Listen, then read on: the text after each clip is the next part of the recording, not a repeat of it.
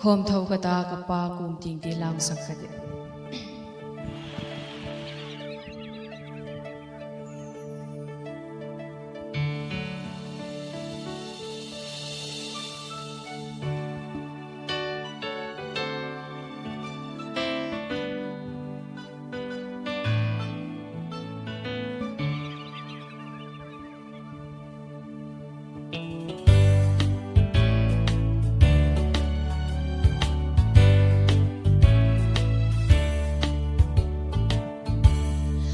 khom thâu ka ta ka ba kum ting sun fen ka ti ka ma su buyang azi mangai tu dang ka mu zong no ko vela hi ka pa no chu ka do ra mo su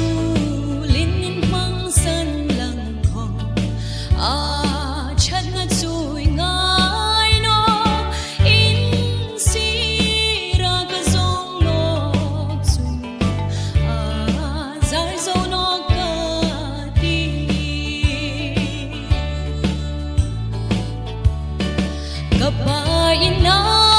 khan sum tin re nga tlak ka bilungai hai an nen pe ya kay saruk ngot le phin tra min ka thi ding mo ing ding arim sia kan va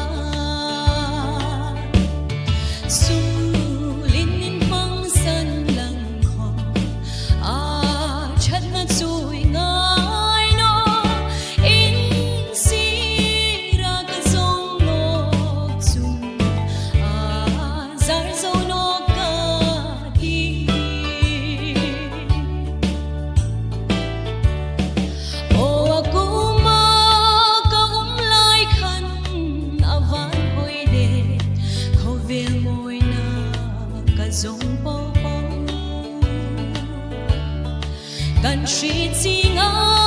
ka pa in sung ka ngai zula thu pha choi ding kan ni no mo su lin in mang san lang hong a chan na chui ngai no in si ra ka zong no chung a zar zo no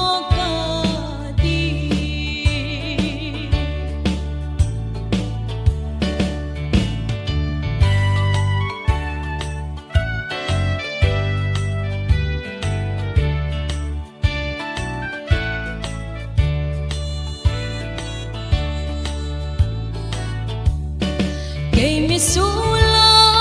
suk lungai le suk mul phau tu kata ding in mun na phal chun hi khovel par ka mel mai hi ngai ta no ni avul sum shim atoi ta lu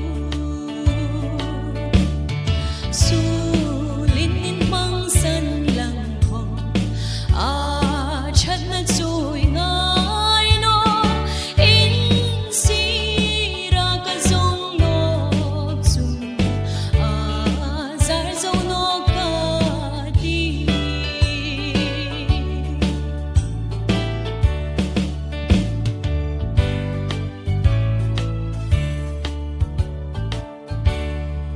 lalpan ro pina chang ro se